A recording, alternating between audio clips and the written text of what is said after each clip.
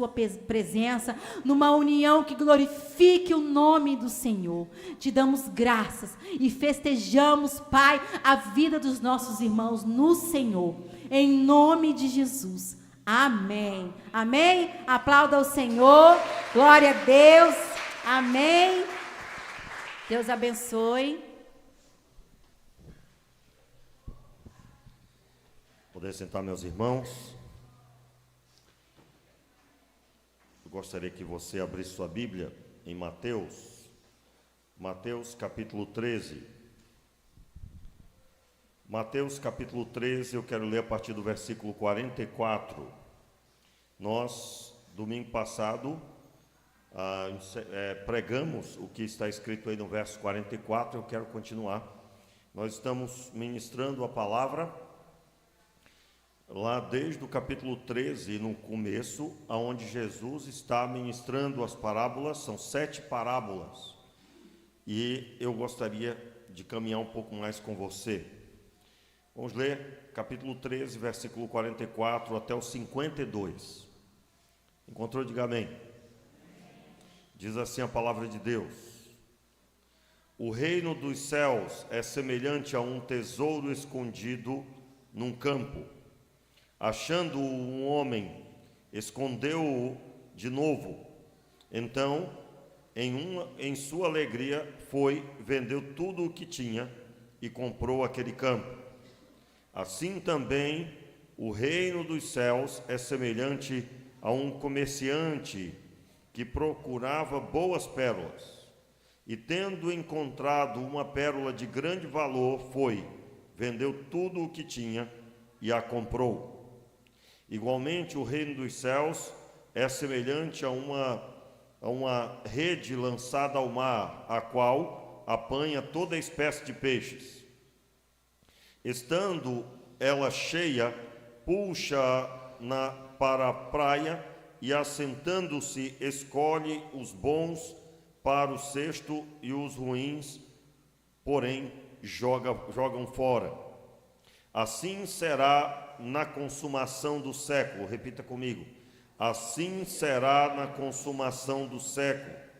Virão os anjos e separarão os maus dentre os justos e os lançarão na fornalha de fogo, onde haverá pranto e ranger de dentes. Perguntou-lhes Jesus, mais uma vez, ouvindo a sua voz, repita. Perguntou-lhes Jesus: entendestes todas estas parábolas?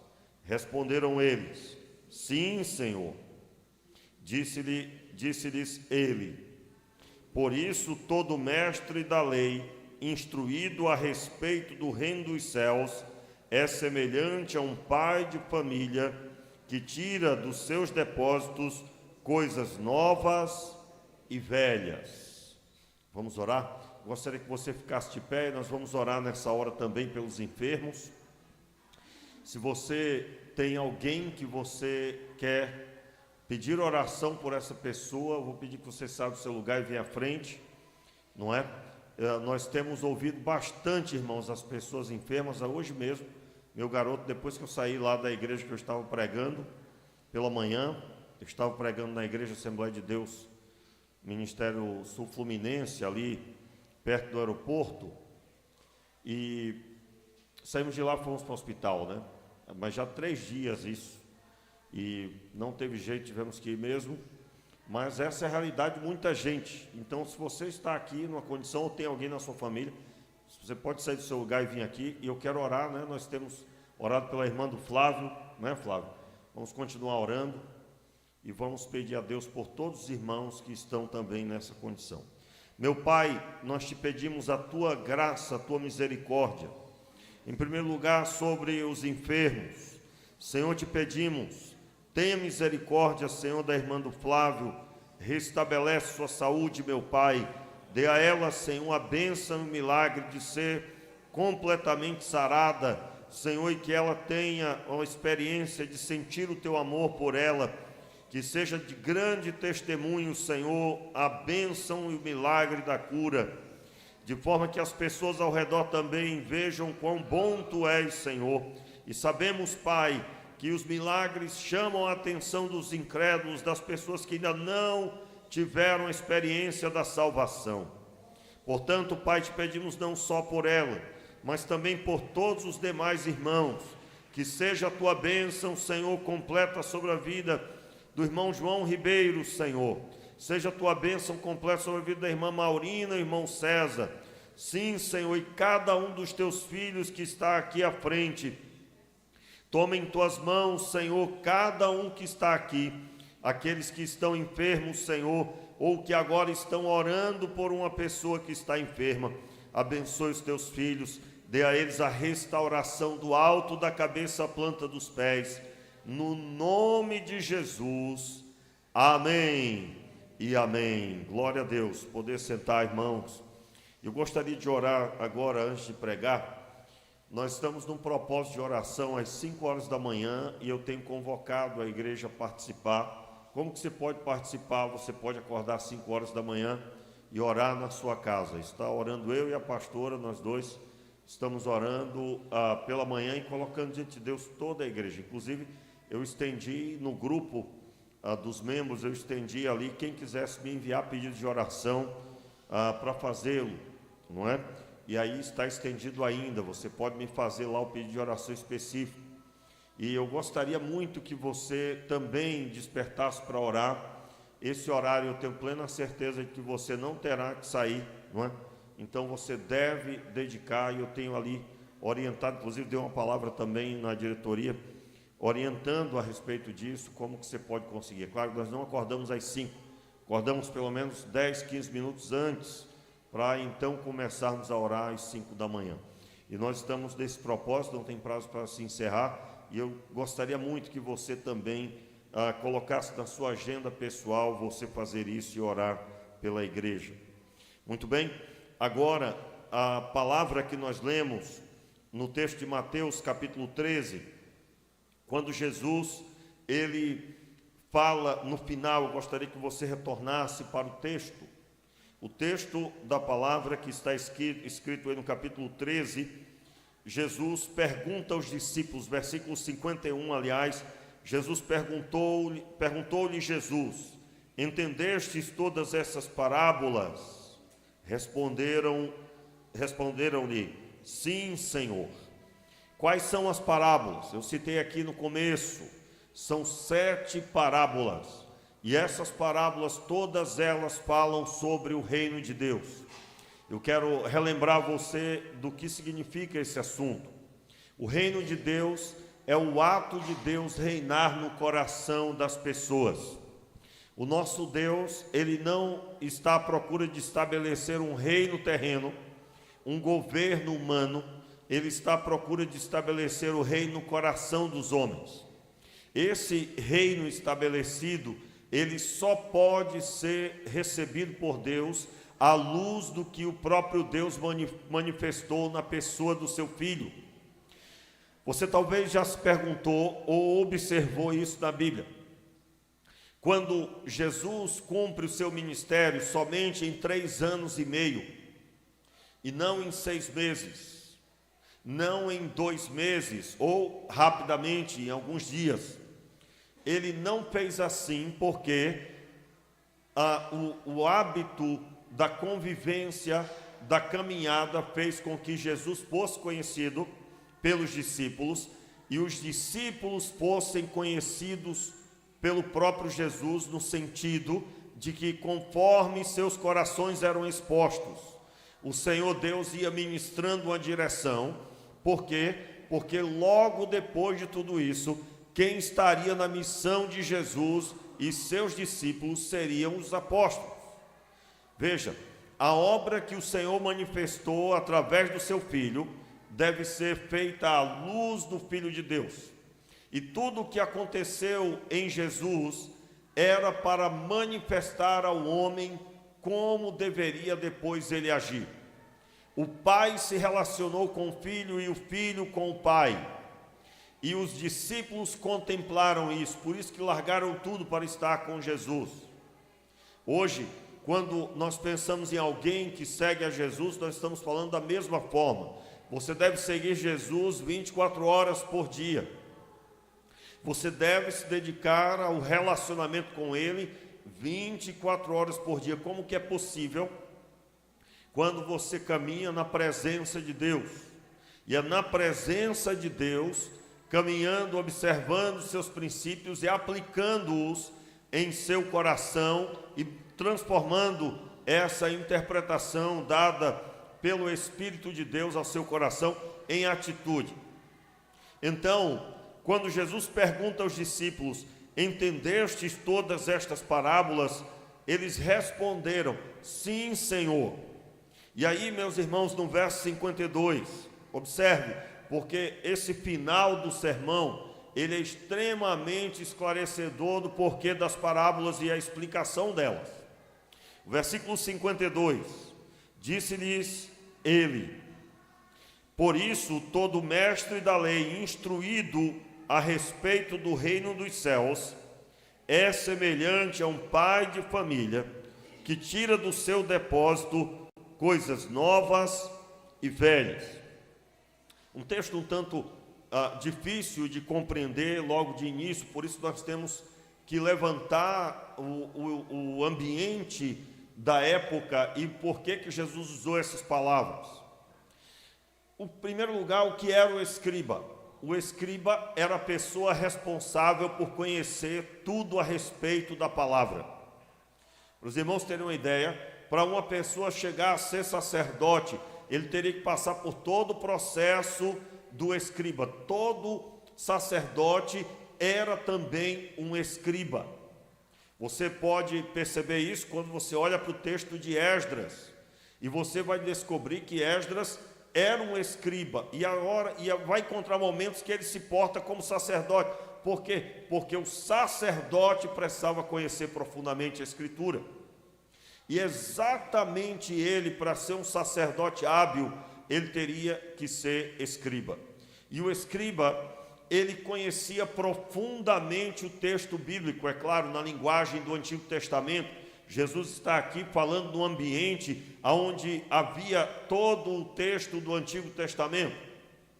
E quando ele fala todo escriba aos ouvidos dos apóstolos, por isso, todo mestre da lei, instruído a respeito do reino dos céus, ou seja, ele está aqui levantando aos discípulos aquilo que eles conheciam. Quero retornar aqui numa compreensão que você deve usar na sua leitura. Nós temos que entender o ambiente que estava ali, qual o entendimento que os apóstolos tinham da Bíblia, né? Uma coisa, por exemplo, que eu uso muito para entender isso, né? Talvez você lê os evangelhos e você pergunta assim: por que Jesus não explicou sobre o dízimo, né? Por que Jesus não explicou sobre a oferta? Irmão, se Jesus começar a explicar sobre o dízimo, iam olhar para ele e dizer assim, apesar de que tem, né? Mas eu falo sobre, assim, amplamente falado do assunto. Você ia observar o seguinte: não tinha lógica, porque disso todos eles sabiam muito bem, porque o ambiente de todo judeu era de conhecer as orientações da lei. Eles conheciam tudo a respeito da lei. Por isso que até hoje, se você quer entender o texto bíblico, você tem que compreender o que está escrito no Antigo Testamento, porque essa parte, os apóstolos, os judeus, principalmente os líderes religiosos, já conheciam muito bem. Eu vou dar um exemplo para você de novo, um outro exemplo importante, que está inclusive no discipulado dos novos na fé. Quando na lição 3, nós estudamos sobre o novo nascimento e à luz do texto de João capítulo 3, nós temos lá uma passagem que fala sobre nascer da água e do Espírito. Aquele texto, ele está escrito de um jeito que muitos, quando leem, entendem que ali é o batismo. Não é? Normalmente o novo na fé, ele é desafiado a responder a seguinte pergunta: de que água está sendo falado, né? É a respeito do batismo? E aí, no decorrer do estudo, quem faz descobre que não é a água relacionada ao batismo nas águas. Absolutamente. Mas Jesus usou uma ferramenta que só Nicodemos podia entender. Tanto é que ele não fala isso mais com mais ninguém. Quando o texto fala lá, nascer da água e do Espírito, o fundamento mais adequado é que Jesus o tratou explicando que, assim como o leproso que era curado precisava se lavar em água limpa, havia um ritual de purificação do leproso quando ele era curado. Ele precisava se despir das suas vestes, as suas vestes tinham que ser lavadas em água limpa, e ele precisava agora se banhar em água limpa, cumprir todo um ritual de purificação, e aí ele podia voltar ao convívio da família. E era considerado um novo nascimento, por quê? Porque ele estava distante da sua família, ele estava na cidade de refúgio. A cidade de refúgio não só era para os criminosos que haviam sido absolvidos da morte, porque o crime estava enquadrado dentro da linguagem necessária para irem morar na cidade de refúgio. Se a pessoa matasse alguém por engano, por acidente, ele não seria morto, mas ele teria que ir morar na cidade de refúgio. E a cidade de refúgio era composta de leprosos também. E esse ambiente era o ambiente de quem tinha lepra. Ele não podia conviver com a sociedade. Cidade de refúgio podemos considerar como um presídio a céu aberto. A pessoa que ia para a cidade de refúgio por ter matado alguém por engano ou por acidente, essa pessoa, ela se voltasse para o convívio da sua terra, do seu local de existência inicial, ela poderia ser morta pelo vingador daquele que foi morto. Então, quando nós observamos o texto, e o Senhor utiliza com Nicodemos a linguagem da purificação dos leprosos, ele utilizou essa linguagem porque ele estava falando com o doutor da lei. E Jesus está dizendo para ele assim: você tem uma lepra. Essa lepra se chama pecado. Mas você veio até aqui. E você precisa agora se purificar. E quando você se purifica, você nasce da água. Assim como o leproso nasce da água, assim também será a sua experiência. Essa é a explicação mais palpável para o texto. Tanto é que Jesus não utilizou isso com mais ninguém, somente com Nicodemos. Ou seja, Jesus falou a linguagem compreendida por Nicodemos.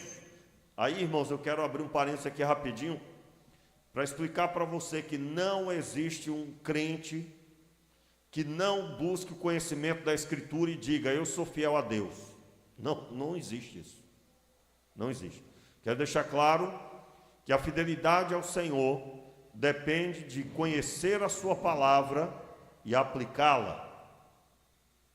Então, se você pega a sua Bíblia de vez em quando e você se considera um servo de Deus, eu quero dizer que você está errado no seu pensamento. Preste atenção, porque eu disse para abrir um parênteses, mas não tem que abrir nada. Não é um assunto à parte, está dentro do assunto. Entenda. Quando uma pessoa lê o texto bíblico e não entende, e não procura entender, ela está deixando de saber o que ela tem que aplicar na vida dela. Deixando de fazer isso. Entenda que é o que Jesus está mexendo aqui com os apóstolos. Ele primeiro pergunta, verso 51, acompanhe novamente. Ele primeiro perguntou-lhe Jesus: entendes todas estas parábolas? O que eles responderam? Sim, Senhor. E aí Jesus diz em seguida o quê? Disse-lhes ele: por isso, todo mestre da lei instruído a respeito do reino dos céus é semelhante a um pai de família, que tira do seu depósito coisas boas, coisas novas e velhas.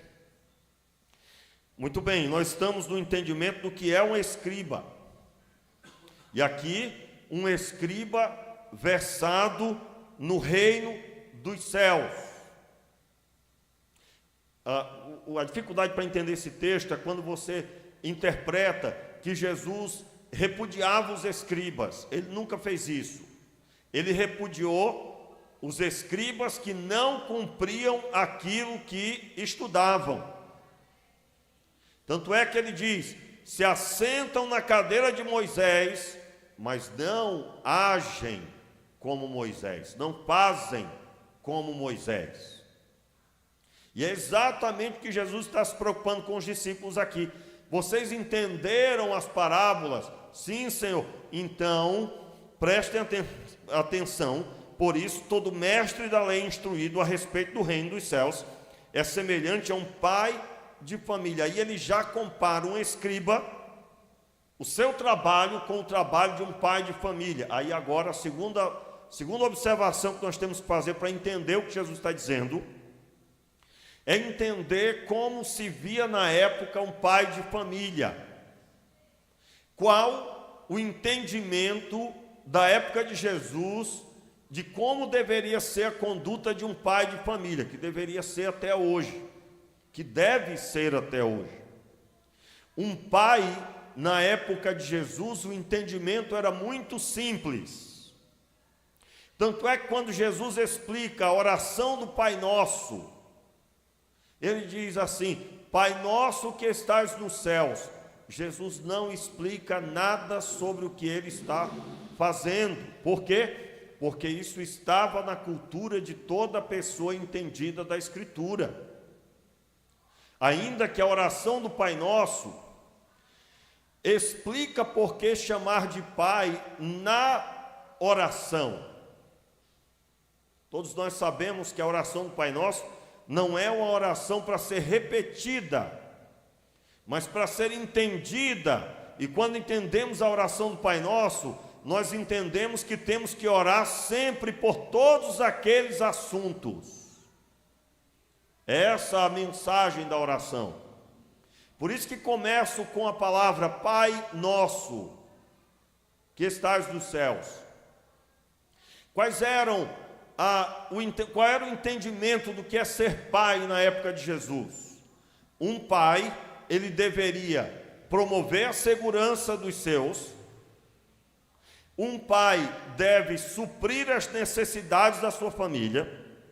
Por isso que a oração do Pai Nosso está muito bem clara quando fala de pedir pelo pão de cada dia. Porque essa era a mensagem que todo pai deveria ter no seu coração. Ele vai suprir da necessidade material. Ele deve proteger a sua família. Por isso que na oração cai muito bem: livra-nos do mal. Livra-nos do mal. Não nos deixeis cair em tentação, mas livra-nos do mal. Irmãos, a sociedade que ouviu a oração, os discípulos, todos eles olharam e disseram: sim, isso mesmo. Hoje em dia, se você vai listar tudo isso, você está arriscado. Você sabia que nós estamos caminhando para isso? Nós estamos caminhando para uma situação onde a pessoa, se ouvir e tudo isso, e aí eu termino, né? Promover o suprimento, promover a segurança.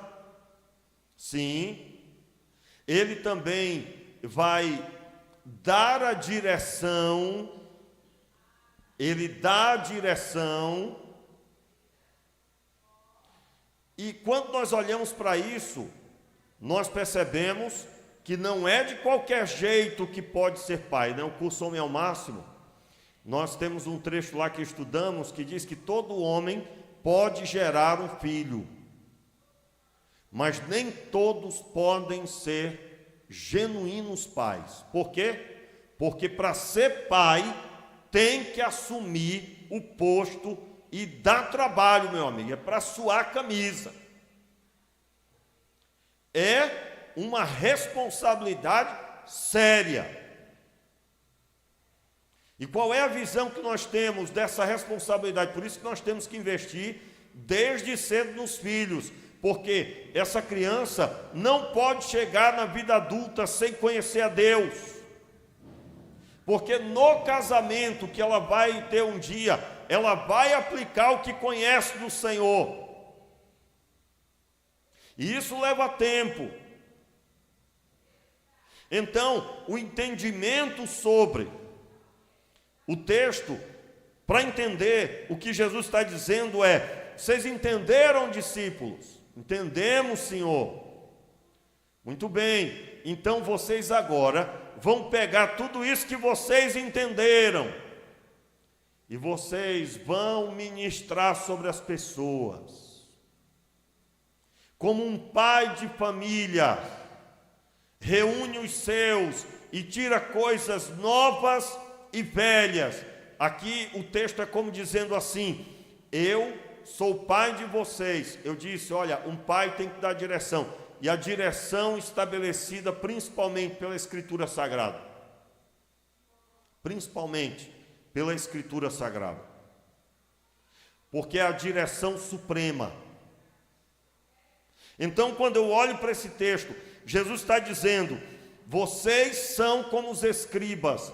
Assim como o escriba tem que saber o significado das coisas, porque ele tem que falar ao povo. Meus irmãos, nós encontramos na Escritura, até mesmo no texto de Mateus mesmo, você lembra? Quando Herodes queria saber das coisas, ele chamou quem? Quem lembra disso? Herodes queria saber a respeito do nascimento do Messias, o nascimento do rei. Os 3 magos vieram e disseram ao rei Herodes: olha, nós estamos à procura do rei, porque soubemos que ele vai nascer, e nós entendemos que ele vai nascer por esses dias, e nós viemos à procura dele. O que Herodes fez? Ele disse: olha, vocês vão, eu também tenho necessidade de adorá-lo, quando vocês voltarem, vocês me digam onde é que ele está, que eu quero também lá adorar. Cabra sem vergonha, né?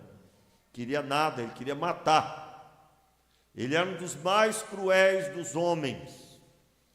Ele tinha tanto anseio pelo governo, que quem ele percebesse que estava pondo em risco o seu governo, ele mandava matar. Irmãos, esse Herodes era tão ruim, mas tão ruim, que se ele colocasse na cabeça que uma pessoa próxima iria matá-lo, iria fazer alguma coisa para tomar o espaço dele, ou ofuscasse a sua beleza, já era suficiente para mandar decapitar. E aí, agora, 3 homens chegam e dizem: olha, vai nascer o rei dos judeus. E aí eles demoram um tempo, cerca de quase 2 anos, e aí Herodes ficou preocupado. Diz o texto que ele manda chamar os líderes religiosos. Você vai encontrar a tradução dizendo: manda chamar os escribas, os sacerdotes ou os fariseus. Todos eles estão certos, né? Mas basicamente ele mandou chamar quem entendia de Bíblia. E eles disseram para ele: vai nascer na cidade de Belém. É lá que está escrito que vai nascer. Meus irmãos, esse texto fala claramente. O outro texto que denuncia qual é a visão que se tem do sacerdote é o texto de Esdras que eu citei. Esdras é designado pelo rei para ir até Jerusalém, que estava sendo reconstruída por Neemias. E ele tem a mensagem do rei: escolhamos, pois, um sacerdote que ensine aqueles homens, que ensine aos israelitas a respeito do seu Deus. Uma tradução que eu gosto bastante é o Deus dos céus. E ele envia Esdras. Quando Esdras chega na cidade, ele percebe que os homens se casaram com mulheres de outros povos e deixaram de cumprir a orientação da lei. Não se podia buscar em outras nações esposa. Diz o texto que Esdras, na praça, ele se prostra e chora durante o dia todo, ao ponto das pessoas perguntarem: por que você está chorando? e ele vai relatando o porquê o meu povo está caminhando para a destruição. Por quê? Porque se um judeu, se um israelita casasse com alguém que fosse cananeia, uma mulher de algum outro povo pagão, aquela criança ia aprender a respeito de dois deuses: o Deus do seu pai e o Deus da sua mãe. Na próxima geração, porque era arriscado ele casar também com alguém da mesma linha, na próxima geração seria comum aceitar outros deuses. Comum. E aí o que aconteceria? A aliança que Deus tinha com o povo de Israel traria maldição sobre eles, eles seriam destruídos. E é por isso que Esdras estava chorando. E houve um grande concerto no meio do povo. Irmãos, diz o texto que estava chovendo bastante, o pessoal, todo mundo, os homens todos na chuva. E eles pediram alguns dias para resolver a questão que Esdras havia orientado. Quem era Esdras? Alguém conhecedor da Escritura. Meu irmão, que você saia daqui hoje com anseio por conhecer a Bíblia. Porque é verdade que tem um Herodes ou outro que vai querer perguntar para você alguma coisa para entender e fazer o mal, né? Quando alguém pergunta sobre a Bíblia, pode ser que a pessoa está querendo apoio para a interpretação dela. Dependendo, quando alguém me pergunta, né? Eu pergunto, por que você está perguntando? Aí já destrói, né? Já desmonta. Mas o que Jesus está dizendo? Olha, eu acabei de explicar para vocês tudo isso, vocês entenderam? E eles responderam sim. Então, vão e façam como Esdras fez.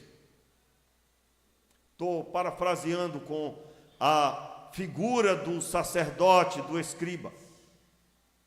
Vão e façam como aquele que entende da Escritura.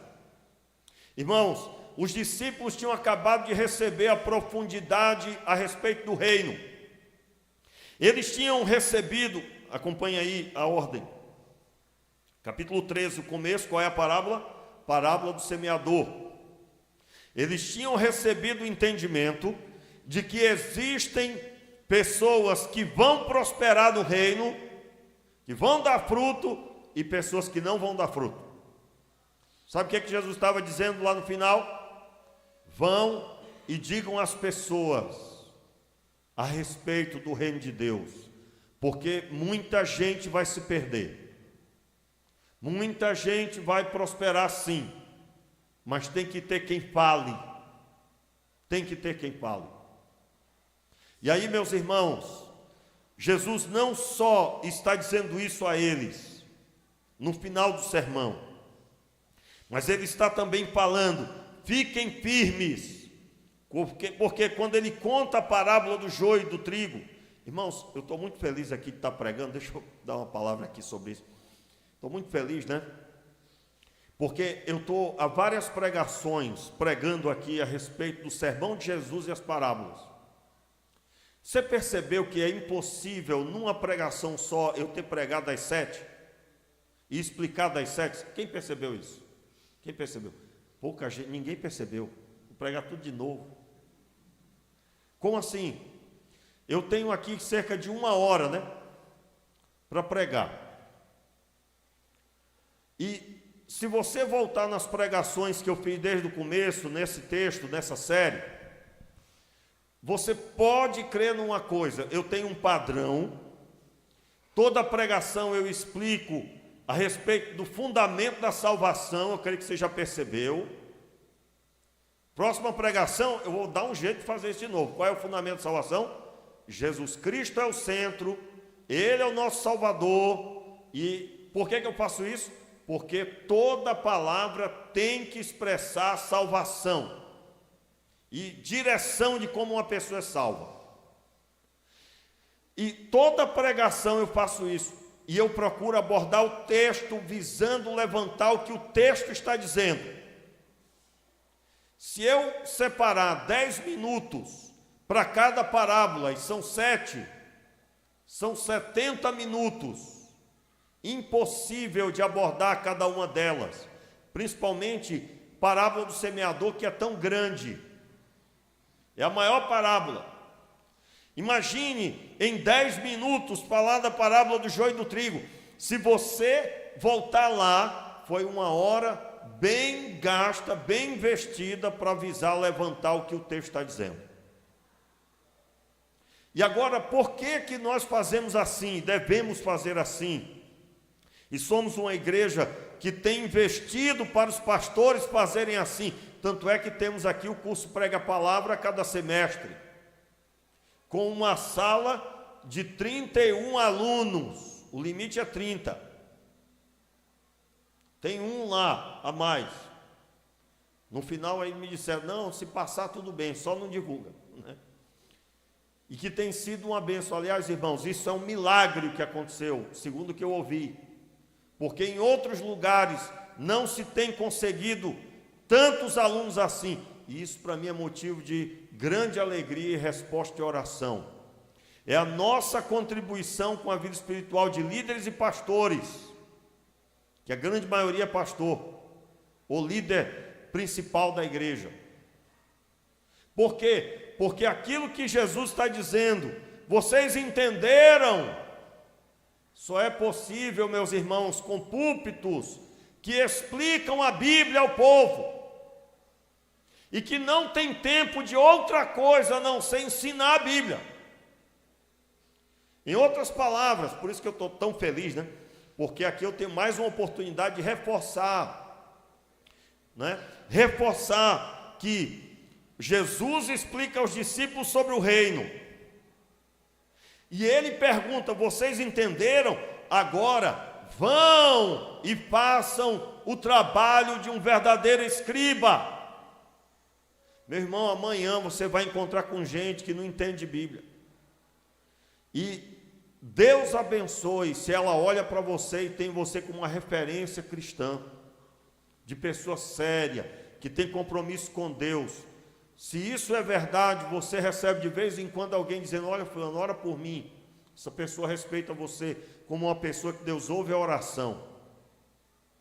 Se você não ouve isso das pessoas ao seu redor, nem que seja uma ou duas, meu irmão, você pode ficar preocupado, porque, em outras palavras, Jesus está dizendo, vocês não vão ficar para vocês com esse entendimento, vocês serão resposta a essa sociedade.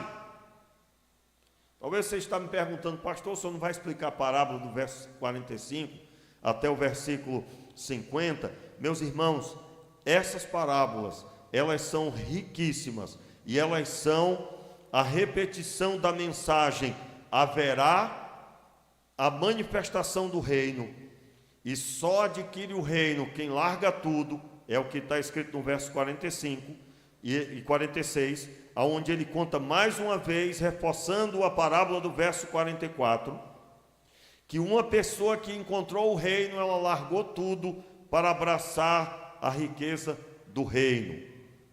Mais tarde, verso 47, ele diz que igualmente o reino dos céus é como um homem que lançou uma rede ao mar e pegou todo tipo de peixe, mas depois que leva para a praia, ele separa os bons dos maus, os peixes bons dos ruins. Os ruins ele lança fora e os bons ele lança no cesto. Isso é assim que vai acontecer no reino de Deus no último dia. Ele enviará os seus anjos e ajuntará, separará os maus dentre os justos. Final do verso 49. Aqui, como que uma repetição da parábola do joio e do trigo. Porém, agora, só sob a ótica da separação do mal do bom.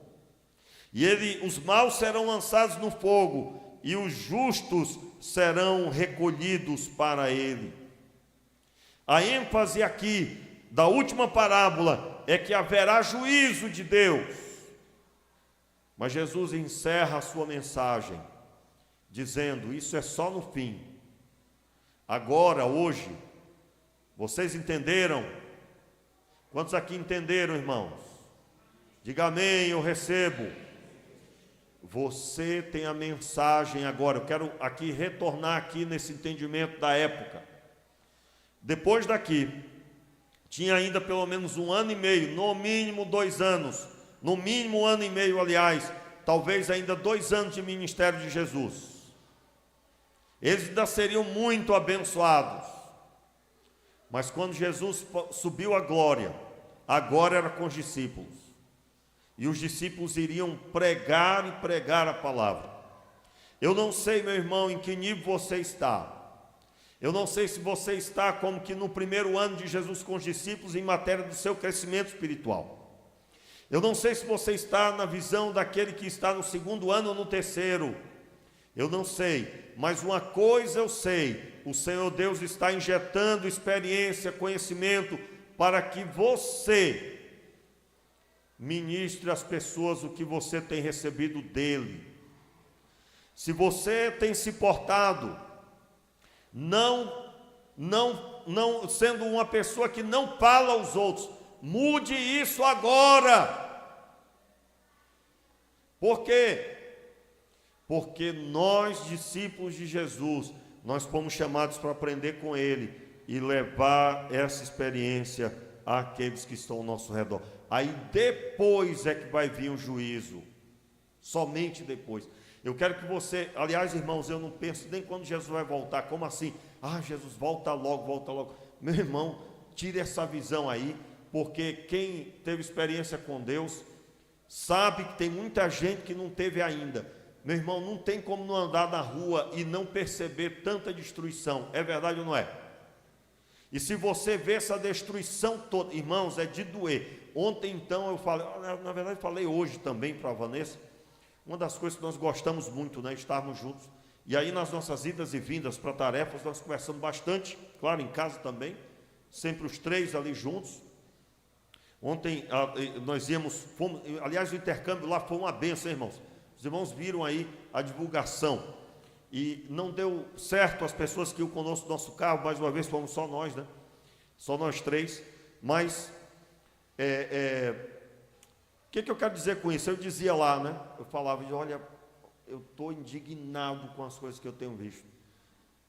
Irmãos, essa é a atitude normal do crente, ainda que dói bastante. Indignado que é, eu fui listando. Meu irmão, se você andar pelas ruas 11 horas da noite, meia-noite, você andar por essas ruas aqui desse bairro, você vai ficar assustado com coisas que você vê. Nós estamos caminhando para uma deteriorização extrema. Eu não sei como vai estar daqui a 10 anos no ritmo que está indo. Por isso eu não cesso a visão. E graças a Deus, hoje pela manhã lá na igreja, né? O pastor no final me chamou dizendo que enquanto eu pregava, sentiu de fazer uma escola de casais, de família, e pediu o apoio nosso para ir lá ajudar. E é claro que foi o que eu falei. Foi o que eu falei, irmãos. Vamos lá, gente. Claro. Claro que sim. Pastor, nós vamos montar aqui uma escola de casais aqui e tal, eu preciso do seu apoio, pastor, para o senhor vir aqui ministrar. Eu digo, meu irmão, conte comigo. Porque eu entendo que toda a igreja tem que ser um lugar de restauração de família, irmãos. Toda a igreja tem que ser um lugar que a pessoa tem um casamento restaurado, a família restaurada, a direção estabelecida. E nós não temos tempo a perder, porque a multidão de famílias destruídas está gerando filhos sem pai, crescentemente, filhos e filhas sem pai, e não era para ser assim. Deus estabeleceu um pai e uma mãe para cuidar dos seus filhos, e ele ser gerado abençoado para a glória de Deus, um filho que recebe a paternidade e a maternidade, para ele ser como Deus deseja que ele seja. Eu quero orar, meus irmãos, porque essa mensagem de Jesus termina, Jesus dizendo claramente, assim como as pessoas buscam no escriba a resolução, o entendimento, as pessoas precisam encontrar em vocês isso também. Fique de pé no seu lugar, vamos orar. Põe a mão aí no seu coração, e se arrependa. Se você talvez tenha dado desculpa dizendo, eu não sei como fazer, eu não sei nem por onde começar, pastor. Meu irmão, se coloque nas mãos do Pai, porque Ele é Senhor para adestrar as tuas mãos, para preparar você. Nós precisaremos de muitos voluntários para trabalhar com as crianças, nós precisaremos de muitos voluntários para trabalhar com adolescentes, para trabalhar com crianças de todas as faixas etárias, e essas pessoas estão no meio do rebanho do Senhor. Está aqui hoje à noite, nesse rebanho. Ó Senhor, tenha misericórdia de nós. Tem misericórdia da nossa vida, Pai, porque nós sabemos, temos recebido bastante do Senhor. Temos recebido bastante de Ti, Pai. Senhor, nos dê a ousadia para ministrarmos as pessoas. Aonde houver um casal à beira da separação, que haja ali um servo Teu dizendo, tem jeito, tem solução, é Cristo Jesus o Senhor. Pai, nós Te pedimos ousadia, Senhor, para que possamos ter as crianças que estão na rua, sendo acolhidas aqui, no Arte Suave, Senhor, através do Ministério de Esporte dessa igreja, sendo acolhida aqui nos Embaixadores do Rei, nas Mensageiras, Senhor. Sim, meu Pai, no Ministério com Criança, conforme vimos aqui, o número de crianças e que parte delas, Senhor, reside aqui nesta rua. Pai, nós Te pedimos que o Senhor enche o nosso coração de anseio por ver o Teu reino multiplicado. Senhor, abençoa esse Teu filho, essa Tua filha, que está olhando para as destruições, mas não sabe o que fazer, mas hoje entendeu o que fazer. Pai, seja assim a Tua mão sobre cada um. Levante as Tuas mãos, meu irmão, se dispondo a servir, se dispondo a ser preparado por Deus. Pai, olha para estas mãos, Senhor, e prepara o Teu povo. Meu Deus, eu Te peço, levante os homens e mulheres de oração, os homens e mulheres que vão lidar com a Tua obra, assumindo, Senhor, os trabalhos. Realiza, Senhor, a Tua obra aqui, Pai. E é no nome de Jesus que nós oramos. Amém.